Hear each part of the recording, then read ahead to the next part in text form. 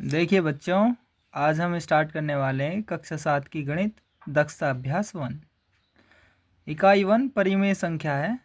ये इसके बाद आपकी दक्षता अभ्यास 1 खत्म हो जाएगी। ध्यान से समझना कैसे।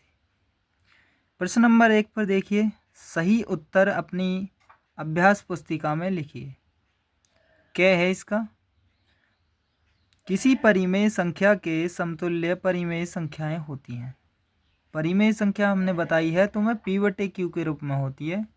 उसकी समतुल्य यानी उसके समान ही तुल्य होनी चाहिए, उसके बराबर होनी चाहिए। वो परिमेय संख्याएं होती हैं।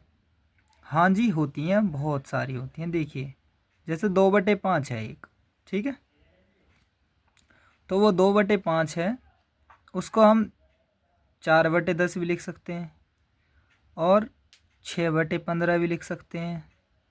अगर आप काटोगे ना तो वहाँ बराबर बैठेगी। देखो, 2 दूनी 4, जो 2 पंजे 10, तो 3 दूनी 6, 3 पंजे 15, 2/5, 2/5, 2/5, ये बराबर ही बैठेंगे, लेकिन कितनी भी लिख सकते हो। तो इसका आंसर क्या होगा? अनंत। तो इसको हम कई बार लिख सकते हैं, ठीक है। अब देखिए ख को, प्रश्न 1 का ख, परिमेय संख्या -16/80 का सरलतम रूप है। तो -16/80, देखिए -16/80 को तो 16 से इसे काट दीजिए, 16 एकम 16 और 16 पंजे 80, -1/5, ठीक है। इसमें देखिए 4 ऑप्शन दिए गए हैं, उनमें से कौन सा एक सही है। देखिए -1/5 कौन सा बैठ रहा है? तीसरा, इसलिए हमने तीसरा आंसर लिखा, ठीक है। समझ गए होंगे आप ख को। अब समझिए इसको ग को। ग में है परिमेय संख्या 40/-25 का सरलतम रूप लिखिए। सरलतम यानी इसको काट कर देखिए संख्याएं कितनी कितनी डिवाइड होंगी और क्या आएगा। तो 5 अट्ठे 40 होता और 5 पंजे 25 होता। ये माइनस ऊपर लिखिए चाहे नीचे लिखिए, बिल्कुल सेम ही होता, इससे कोई फर्क नहीं होता। तो ये देखिए दूसरा हो गया इसका आंसर, -8/5। अब देखिए घ को, दो अनंत परिमेय संख्याओं के बीच परिमेय संख्याएं होती हैं। तो ये कह रहा है दो अनंत परिमेय संख्याएं हैं, उनके बीच संख्याएं होती हैं। कितनी सारी होती हैं? अनंत हो सकती हैं, उनकी हमें पता नहीं है। एक अनंत माइनस में हो सकती हैं और ये प्लस वाली हो सकती है। उनके बीच में बहुत सारी है। माइनस वाली कितनी सारी हो जाएंगी? 0 है, 1 2 3 4 5 6 7, जितनी तुम सोच सकते हो वहाँ तक। तो माइनस से प्लस तक की जितनी भी हो अनंत, वो बहुत सारी हो सकती हैं। तो हमें आंसर नहीं मालूम तो हम अनंत पर टिक कर सकते हैं। क्यों? क्योंकि अनंत बहुत सारी संख्याएं हो सकती हैं। इसका आंसर क्या होगा? तीसरा, अनंत। इसको देखिए प्रश्न नंबर 2, सत्य असत्य बताइए। तो कै को पढ़ना, समान परिमेय संख्या के सरलतम रूप समान होते हैं। जो समान परिमेय संख्या होती हैं उनके सरलतम रूप भी समान होते हैं। देखिए कैसे, समान परिमेय संख्या है। देखिए एक है 8/10, ये समान है परिमेय संख्याएं और इनका सरलतम रूप भी समान ही होगा। या ऐसे समझिए 8/10, 8/10 समझ लीजिए, ये दोनों आपस में समान है परिमेय संख्याएं। आपको काटेंगे इन संख्याओं को तो आपको पता लगेगा कि ये समान है। दो चौक 8, 2 पंजे 10, 4/5 हो गया इसका। इसको भी देखिए, 2 चौक 8, 2 पंजे 10, 4/5, 4/5। तो ये समान परिमेय संख्याओं के सरलतम रूप भी समान ही है, तो हम कह सकते हैं ये सत्य है। अब देखिए इसको ख को देखिए, -7/-11 धन परिमेय संख्या है। माइनस से माइनस कर दीजिए, 7/11 प्लस की रह जाएगी, धन का मतलब प्लस। तो ये बात भी सत्य है, ठीक है। आप इसको समझिए, 4/-9 है, धन परिमेय संख्या बता रहा है। एक माइनस है तो ये ऋणात्मक होगी ना, ऋण। तो ये बात गलत कह रहा है ना, असत्य है। तो बात समझ गए होंगे कि यहाँ एक माइनस वाला ही रह जाएगा, यानी ऋण परिमेय संख्या होती, लेकिन ये कह रहा धन परिमेय संख्या, तो यह बात गलत कह रहा है, असत्य है। अब देखिए घ को देखिए, 3/-11 और -3/11 समान है। मैंने अभी बताया था कि माइनस ऊपर हो चाहे नीचे हो सेम ही माना जाता है। तो ये माइनस ऊपर ले लीजिए, दोनों दोनों की दोनों सेम दिखाई देंगी ना, तो -3/11 हो जाएगी, -3/11। यह बात सत्य कही गई। आप देखिए, आप आगे 6 को देखिए, 1/2 और 2/4, 3/6 एक ही परिमेय संख्याओं के विभिन्न रूप हैं। एक परिमेय संख्या देखो पी यू है, क्यू यू है, तो P/Q के रूप में लिखे हुए हैं ये। तो अगर मैं इसे काटूंगा, 1 2 एकम 2, 2 दूनी 4, 3 एकम 3, 3 दूनी 6, तो 1/2, 1/2, 1/2 एक ही परिमेय संख्या के विभिन्न रूप है ना, यानी 1/2 ही है ये सब। तो हम कह सकते हैं सत्य। यह कथन क्या हो गया, सत्य कहा गया इस कथन में। अब देखिए 6 को, -1/-3 कॉमा है, -3/-6 कॉमा -3/-9 विभिन्न परिमेय संख्या हैं। तो विभिन्न है, बहुत सारी हैं, तो माइनस माइनस कर दिए, ये भी माइनस माइनस कट जाएगा। और देखिए 3 एकम 3, 3 दूनी 6, और 3 एकम 3, 3 तिया 9। ठीक, आप समझ सकते हैं। तो ये विभिन्न परिमेय संख्या है, तो ये बात भी क्या होगी, सत्य। अब देखिए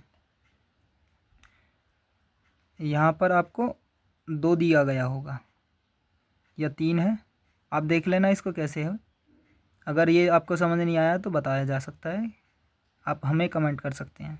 देखिए जय को यहाँ पर 2 होगा, 2 एकम 2, 2 से काटोगे 2 तिया 6, तो 1/3, 1/3, 1/3। यहाँ पर या तो मिस्टेक हो गई है या फिर संख्या सही है, तो इसको दोबारा बता दिया जाएगा, आप कमेंट कर सकते हैं। देखिए जय को -4/-5 और 4/5 समान परिमेय संख्याएं हैं, तो माइनस माइनस काट दीजिए, 4/5, 4/5 दोनों सेम दिख रही हैं संख्याएं, तो ये परिमेय संख्याएं सत्य है, यानी सत्य कथन कहा गया है। ठीक है, अब आप समझ सकते हैं कि इसको भी आप बताएंगे। सभी पूर्णांक परिमेय संख्या होती हैं, हमने बताया था। परिमेय संख्या क्या होती है, माइनस से लेकर प्लस तक, माइनस अनंत से प्लस अनंत तक, ये सभी संख्याएं परिमेय संख्या होती हैं। बस पी का मान तो कुछ भी हो सकता है, 0 भी हो सकता है, माइनस में भी प्लस में भी। क्यों का मान 0 नहीं होना चाहिए, ठीक है, 0 नहीं होना चाहिए, नहीं, इसका मान 0 भी हो तो भी चलेगा। अगर हम 0/1 भी लिखते हैं तो भी ये परिमेय संख्या होती है। ठीक है, हाँ, तो ये कथन भी क्या क्या कहा गया है कि हाँ जी सत्य है। अब देखिए आगे टै को देखिए, सभी परिमेय संख्याएं पूर्ण होती हैं या पूर्णांक होती हैं। तो परिमेय संख्याएं पूर्णांक होती हैं, हम ये तो कह सकते हैं कि पूर्णांक परिमेय संख्या होती हैं, लेकिन सभी परिमेय संख्याएं पूर्णांक होती हैं यह नहीं कह सकते। ठीक है, तो यह बात गलत है। 0/5 और 0/3 समान परिमेय संख्याएं नहीं हैं। अगर हम इसे काटेंगे तो 0 हो जाएगा, इससे काटेंगे 0 आ जाएगा। अरे ये कह रहा है समान परिमेय संख्या नहीं है, और हम कह रहे हैं कि 0 0 दोनों बराबर हैं, तो ये बात गलत कह रहा है ना। तो इसको लिख सकते हैं हम, आप लिख भी सकते हो, मैंने तो क्रॉस का निशान लगा दिया, यानी गलत है। तो असत्य, यहाँ पर भी असत्य लिख सकते हो आप, क्योंकि इसका आंसर ऐसे लिखा जाएगा। तो आप देखिए फिर डे, इसको देखिए टेट है डे है। 2 असमान परिमेय संख्याओं के बीच अनंत परिमेय संख्याएं होती हैं। ठीक है, 2 असमान परिमेय संख्याओं के बीच असमान ये हो गई हैं, दोनों अलग अलग है ना, असमान है परिमेय संख्या, उनके बीच अनंत परिमेय संख्याएं हो सकती हैं। यहाँ कुछ भी लिख सकते हो तुम, जैसे ये बनाओगे 5 निम 45, तो ये 45 हो जाएगा, 4 निम 36, तो 36/45 है, ये हो गया 9 पंजे 45, और ये हो जाएगा 2 पंजे 10।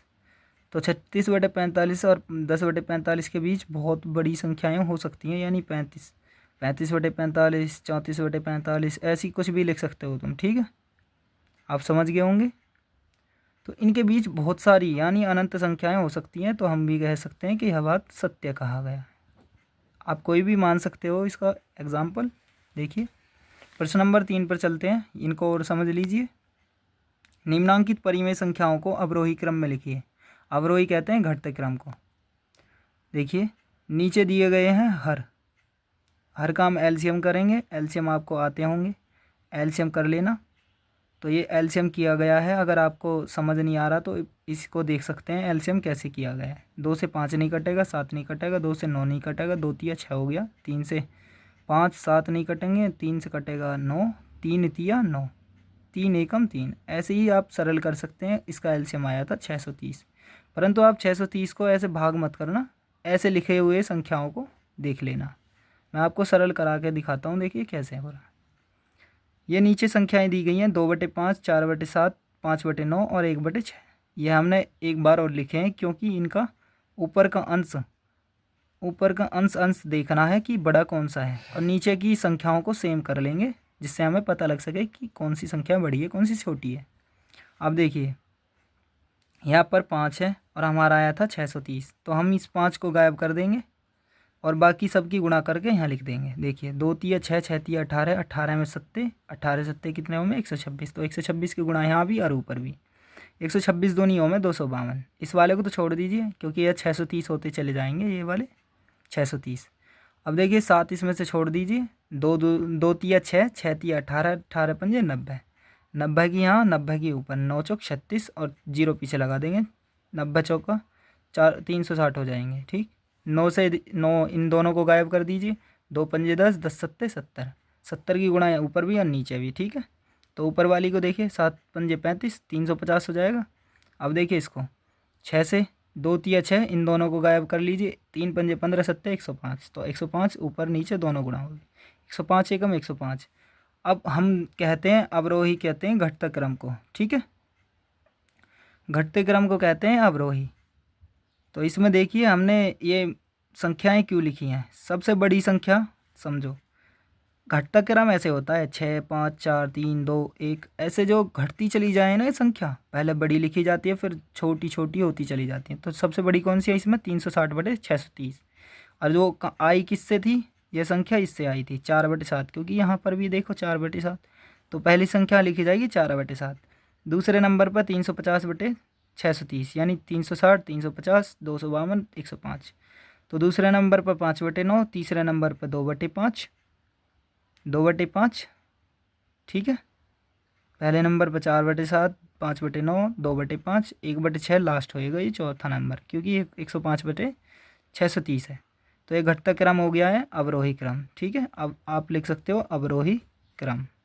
ठीक है, ये है अवरोही क्रम आपका। आप देखिए आगे भी प्रश्न नंबर 2 को देखिए, मतलब तीसरे का ख को। ये नीचे का आप एलसीएम कर लेंगे, एलसीएम आया था 924। आप एलसीएम कर लेना, अगर आपको इसमें कोई दिक्कत होती है तो आप कमेंट कर सकते हैं, अगर एलसीएम आपको समझ नहीं आ रही होंगे तो। ठीक है, तो एलसीएम पर भी एक वीडियो बना दी जाएगी।